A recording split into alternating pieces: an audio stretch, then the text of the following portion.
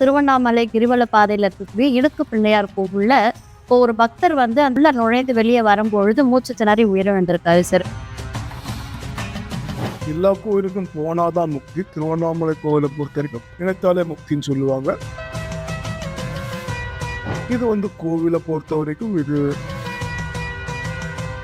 கோவில் உள்ள இருந்து வெளியே வரும்பொழுதே ஒரு நபர் உயிரிழந்திருக்காரு ஒரு பக்தர் அப்படின்னும் பொழுது இது எந்த மாதிரியான திருவண்ணாமலையை பொறுத்த வரைக்கும் கிரிவல பாதையும் கோவில உட்பட்டதுதான். ஆகம விதி பிரகாரம் சில சுத்தங்கள் செய்யலன்னு சொன்னா கண்டிப்பா அடுத்தடுத்து இது நடக்கும். இப்போ இதற்கு முன்னாடி இது போன்ற அசம்பாவிதங்கள் எதுவும் அந்த கோவில்ல நடந்திருக்கு சார்? இப்ப இதுக்கு முன்னாடி அந்த மாதிரி நடந்துதான் நம்ம இப்போ ஆல்ரெடி ஒருத்தர் வந்து மரணித்தாரு, அதை தொடர்ந்து ஒரு பெண்மணியும் உள்ள மாட்டிக்கிட்ட அந்த நிகழ்வும் நடந்தது.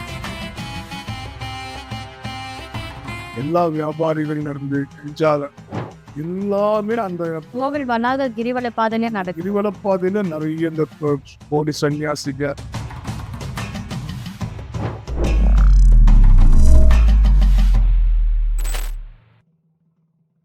திறன்பேசி நேயர்களுக்கு வணக்கம். நானோக்கள் பவித்ரா சிவகுமார். இன்றைக்கு நம்ம கூட பாரம்பரிய சோழி பிரசன்ன ஜோதிடர் குருவாயூர் வி சுகுமாரன் சார் அவர்கள் இணைஞ்சிருக்காங்க. வணக்கம் சார்.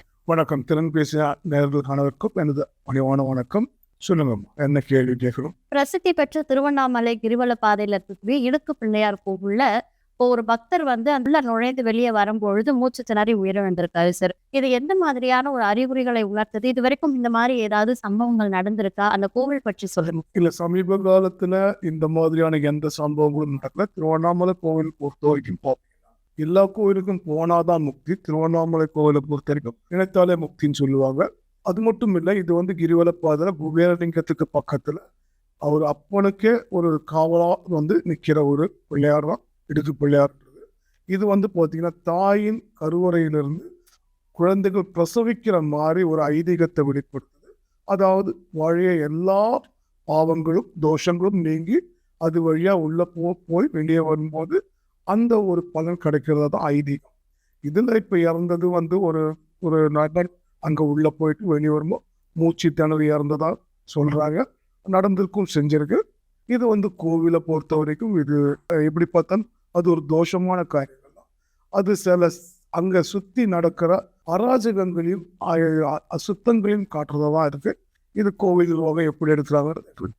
இப்போ கோவில் வளாகத்துல ஏதாவது ஒரு மரணம் நடந்தாலே கோவிலுக்கு தோஷம் உண்டாகும் சார். ஆனா அந்த கோவில் உள்ள இருந்து வெளியே வரும்பொழுதே ஒரு நபர் உயிரிழந்திருக்காரு ஒரு பக்தர் அப்படின்னும் பொழுது இது எந்த மாதிரியான திருவண்ணாமலையை பொறுத்த வரைக்கும் கிரிவல பாதையும் கோவில் உட்பட்டதுதாமா. கோவில் உட்பட்டது மட்டுமே. நம்ம மலையை உள்ள கோவில் கருவறைக்கு போகாது, வெறும் கிரிவலம் முடிச்சுட்டு பல லட்சக்கணக்கான மக்கள் போவாங்க. அப்படின்னும் அது கோவில் சார்ந்தது தான். அதனால அங்க புண்ணியாகம் தெளிச்சுதான் மற்ற காரியங்கள் செய்திருப்பாங்க. அது கோவில் நிர்வாகத்துக்கு தெரியும். இப்போ இந்த கோவில் இல்லாம மற்ற கோவில்ல ஆகம விதி என்ன சார்? இந்த மாதிரி ஒரு பக்தர் உயிரிழந்தா பொதுவா குருவாயூர் எங்களுக்கு தெரிஞ்சு குருவாயூர் ஆகட்டும், நாங்க இருக்கும்போது நான் இப்ப லாஸ்ட் டைம் குருவாயூர் போனப்போ அந்நிய மதத்தை சேர்ந்தவங்க, இந்து மதம் அல்லாதவர்கள் உள்ளவங்க, அவங்க அப்படியே நிறுத்தி அந்த நெய்வேத்தியம் பிரசாதம் வெளியே இருக்கிற விநாயகர் கோவில் வரைக்குமான எல்லா இடத்துலையும் புண்ணியாகம் தெளிச்சு கிட்டத்தட்ட 4 மணி நேரம் எல்லா பக்தர்களையும் நிறுத்தி அதுக்கப்புறம் புண்ணியாகம் தெளிச்சு தான் பிரஸ்னம் பார்த்துட்டு தான் அதுக்கப்புறம் நடக்கிறது செய்வாங்க. இது அங்க அந்நிய மதத்தை சார்ந்த உள்ள வந்தாலே அந்த ஸோ இங்க எப்படியும் இங்கேயும் இருக்குமா ஆகம விதியில் அது செய்திருப்பாங்க நினைக்கிறேன். இப்போ அந்த கோவில்ல நடக்கக்கூடிய இது வரைக்கும் நடக்காத ஒரு நிகழ்வு இப்ப நடக்கும்பொழுது இது என்ன மாதிரியான ஒரு அறிகுறியை உலகத்துக்கு உணர்த்த வருது சார்? ஆமாமா, கொஞ்சம் மழை பொழிக்கிறதுக்காகட்டும், அதே மாதிரி விவசாயங்கள் போய்ட்டும், கொஞ்சம் ஐஸ்வர்யங்களும் இது மாதிரி ஒரு அபசகுணமான நிகழ்வு நடக்கிறதுங்கிறது நல்லது. அது வந்து கொஞ்சம் அபசகுணமான விஷயம்.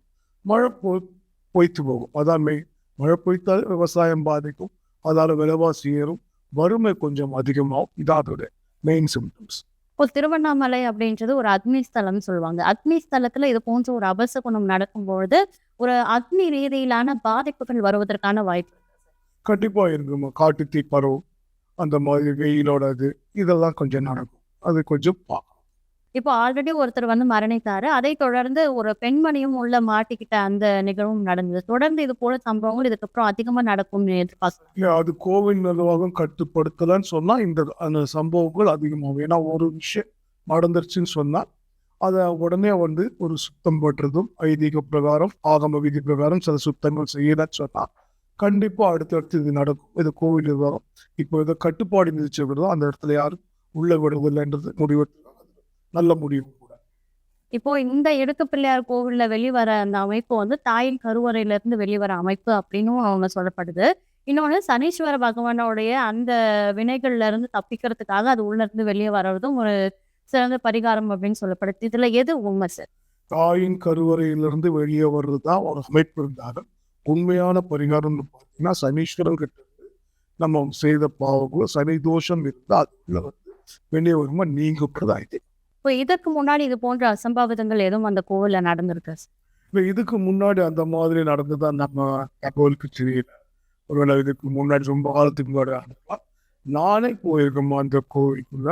எல்லாத்தையும் அந்த இடுக்கு பிள்ளையார் கோவில்ல நானே உள்ள போயிட்டு வெளியே வந்திருக்கேன்.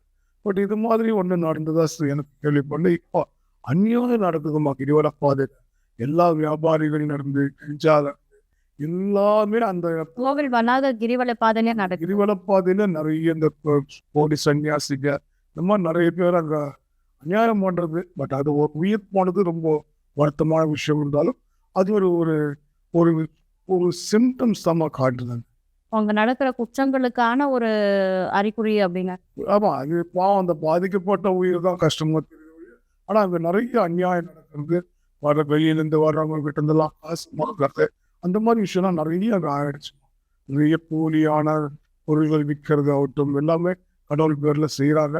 அதை கொஞ்சம் கண்ட்ரோல் பண்ணாலே கோவில் இந்த மாதிரி அசம்பாவிதங்களை தவிர்க்க. இதுக்கு முன்னாடி பார்த்தீங்கன்னா இந்த மாதிரி விதிமுறைகளும் இந்த வயசுக்கு தான் போகணும், இந்த ஏஜ்க்கு தான் போகணும், அதே மாதிரி இவ்வளோ பருமனானவங்க தான் போகணும் அப்படிங்கிற ரெஸ்ட்ரிக்ஷன்லாம் இல்லாமல் இருக்குது. இப்போ அது இருக்குது இத்தனைக்கும். அதனால இப்போ இருந்தும் இந்த மாதிரி உயிரிழப்பு வாழ்ந்துச்சோம்னா நாங்கள் எங்களை பொறுத்தவரைக்கும் நாங்கள் கடவுளை நம்புறதால கடவுளோட ஒரு கோபம்னு அதை எடுத்துக்கணும்.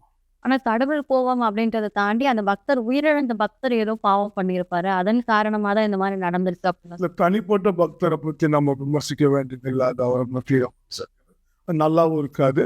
பட் ஆனால் கடவுளோட ஏதோ ஒரு அதிர்ச்சி இல்ல, எல்லாருமே ஏதோ ஒரு விதத்துல ஏதோ ஒரு பாவம், ஒரு எறும்பு கொள்றது கூட ஒரு பாவம் தான் சொல்றாங்க. அந்த மாதிரி பாவம்லாம் இல்லை. வந்து பார்த்தீங்கன்னா சில பாவங்கள்னு பார்த்தீங்கன்னா ரொம்ப அராஜகம். வர பக்தர்கள் வந்து ஏமாற்றப்படுறதும் வர பக்தர்கிட்ட கொள்ளை அடிக்கிறதும் ரொம்ப அராஜகம் நடக்கிறதா தான் இந்த மாதிரி சில அபசகனமான சில விஷயம். இப்போ இந்த விஷயம் பாத்தீங்கன்னா திருவண்ணாமலை கோவில்ல அங்க நடக்கக்கூடிய அந்த அநியாயங்களால இப்படி ஒரு அபசகுணம் நடந்திருக்கு அப்படின்னு நீங்க சொன்னீங்க. ஆனா திருவண்ணாமலை மட்டும் இல்லாம தமிழகத்துல பிரசித்தி பெற்ற கோவில்கள் பலவற்றிலுமே வந்து நம்ம போகும்பொழுது பாத்தீங்கன்னா இந்த வியாபாரிகள் ஒரு பொருளை ஏமாத்தி நம்ம கிட்ட கொடுக்கறதாகட்டும், இல்ல போலி சாமியார்கள் வந்து நான் உங்களுக்கு திருஷ்டி கழிக்கிறேன் அந்த மாதிரி சுத்தி போட்டு காசு அடாவடியா வசூல் பண்றதாகட்டும், இது போன்ற விஷயங்கள் எல்லாமே நடந்துட்டே தான் இருக்கு. அப்ப திருவண்ணாமலையில மட்டும் எதற்காக இப்படி ஒரு சாமியோட கோபம் வெளிப்படுது? அப்ப எல்லா மற்ற கோவில்களும் இது போன்று வெளிப்படும் சார்? எல்லா கோவிலும் எல்லா இடத்துலையும் சில அபசகுணங்கள் நடக்கும்போது கடவுள் வந்து கிருஷ்ணர் சொன்னதுதான். அதர்மம் அதிகமாகும்போது நானே பிறப்பேன் சொன்னதுதான். இது அந்த பக்தருக்கு பாவம் ஏற்பட்டது அநியாயமா இருந்தாலும் சில இடத்துல சாமி எல்லா இடத்துலையும் உயிர் பலி மட்டும் இல்லை, பல பல ரூபத்தில் அதற்கான தண்டனையை கடவுள் கொடுப்பான். அது யார் செஞ்சா தப்பாண்டால் கடவுள் கொடுப்பாங்கிறது தான் ஐக்கியம். நம்பிக்கை மட்டும் இல்லை, நடக்குது. அதே இடத்துல நாங்கள் பார்க்குறோம். இந்த இடத்துல வந்து பேரண்ட்ஸ் செஞ்ச தப்பை பார்த்தீங்கன்னா பசங்க அனுபவிக்குது. நீங்கள் அது இல்லைன்னா சொல்லி மறுக்க முடியும். இன்னைக்கு வேணா அவங்க சந்தோஷமா இருக்கலாம். கடவுளோட கோபத்துக்கும் கடவுளை வந்து நிந்தனையும் பண்றவங்க கண்டிப்பா அதுக்காக அர்ப்பணிக்கா.